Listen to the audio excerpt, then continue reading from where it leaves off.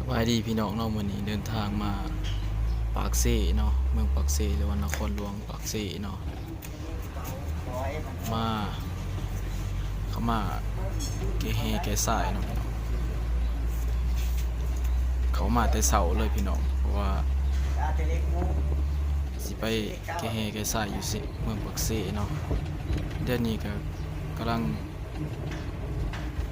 หอดเลยเนาะเดี๋ยวนี้จะได้กับพากดไลค์กดแชร์ด้วยพี่น้องพากติดตามเนาะว่าเขาจะมีคลิปลงใหม่เนาะ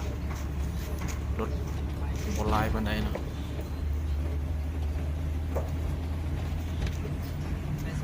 ไปต้องการเหตุต้องการจ่ายเนาะหรือว่าเครื่องก่อสร้างเนาะ